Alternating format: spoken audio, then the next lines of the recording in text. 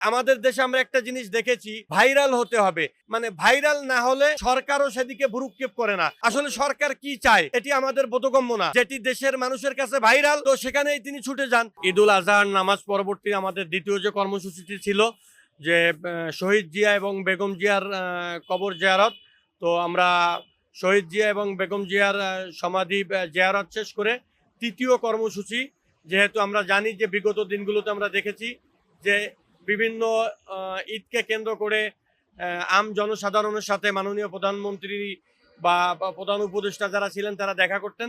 তো সেই জায়গা থেকে আমরা সকল প্রশাসনকে অবহিত করে আমরা মাননীয় প্রধানমন্ত্রীর বাসভবন অভিমুখে আমরা পদযাত্রা শুরু করে জিয়া উদ্যান থেকে পদযাত্রাটি শুরু করি। তো পদযাত্রা শুরু করার পরক্ষণে তেজগাঁও থানা ওসি তিনি আমাদেরকে বিজয় সরণিতে পথরুদ্ধ করেন এবং আমাদেরকে সামনের দিকে যেতে দেন না। তো সেক্ষেত্রে আমরা প্রশাসনকে সম্মান জানিয়ে আমরা পদযাত্রা তাৎক্ষণিকভাবে স্থগিত করি। আমাদের শিক্ষকদেরকে আমরা বুঝিয়ে আমরা জাতীয় প্রেস ক্লাবে পাঠিয়ে দেই এবং ওখানে কর্মরত একজন এনএসআই অফিসার, ওনার পরামর্শক্রমে আমরা 6 সদস্যের একটি প্রতিনিধি টিম মাননীয় প্রধানমন্ত্রীর বাসভবনের সম্মুখে সাক্ষাৎপূর্বক স্মারকলিপি দেওয়ার জন্য যাই। তো আমরা ওখানে যখন যাই, দুটি সিএনজিতে করে আমরা 6 জন গিয়েছিলাম।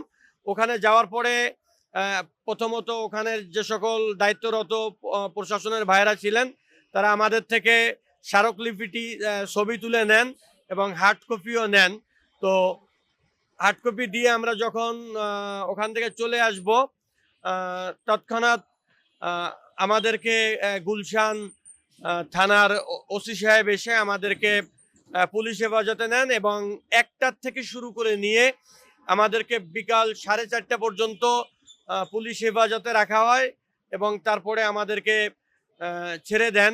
তো এখানে সবচেয়ে দুঃখজনক বিষয় যেটি আমি মনে করছি যে শুধু ঈদের দিনে আমাদেরকে গ্রেপ্তার করেন নাই, বরং পুরা শিক্ষক জাতিকে গ্রেপ্তার করেছেন এবং যেইখানে আমাদের মাননীয় প্রধানমন্ত্রী আম জনসাধারণের সাথে নিজ উদ্যোগে উদ্যোগে তিনি দেখা করেন, কথা বলেন, সেখানে আমরা শিক্ষক এবং আমরা সকল প্রশাসনকে অবহিত করেই গিয়েছি।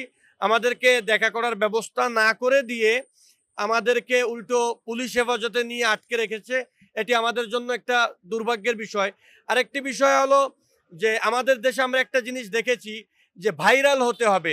এখন আম পাবলিক যেমন কেউ টিকটক করে ভাইরাল হতে চায়, কেউ ফেসবুকের মাধ্যমে ভাইরাল হতে চায়, মানে ভাইরাল না হলে সরকারও সেদিকে ভ্রুক্ষেপ করে না। এখন উল্টাপাল্টা কাজ করে কিন্তু ভাইরাল হওয়া যায়। আমরা যদি এখানে বিশৃঙ্খলা তৈরি করি হয়তো আমরাও ভাইরাল হতে পারবো, পুলিশের সাথে ঝামেলা, অর্থাৎ অনাকাঙ্ক্ষিত কিছু করে কিন্তু আমরাও ভাইরাল হতে পারি। অথচ আমরা সেগুলো করছি না, শান্তি সুশৃঙ্খলভাবে আমরা এখানে বসে আছি, হয়তো এজন্য আমাদের দিকে কর্ণপাত করছে না।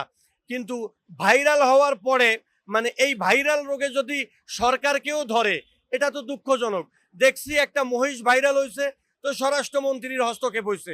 একজন ম্যাডাম স্কুল টিচার, সে ভাইরাল হয়েছে, তো সেখানে ক্রীড়া মন্ত্রীর হস্তক্ষেপ হয়েছে। এখন সরকার কি চায় যে আমরাও ভাইরাল হই? তাহলে আমরাও হয়তো আমি যদি এখন এখানে বসে আমাদের প্রধানমন্ত্রীর পদত্যাগ চাই, হয়তো আমিও ভাইরাল হব। তখন এই স্বতন্ত্র ইবতেদায়ী মাদ্রাসার আন্দোলন তার কর্ণকুহরে পৌঁছাবে। আসলে সরকার কি চায় এটি আমাদের বোধগম্য না। আমরা বিশ্বাস করি যে জনাব তারেক রহমান জনতার সরকার, যার কারণে তিনি জনতার কাছে চলে যান।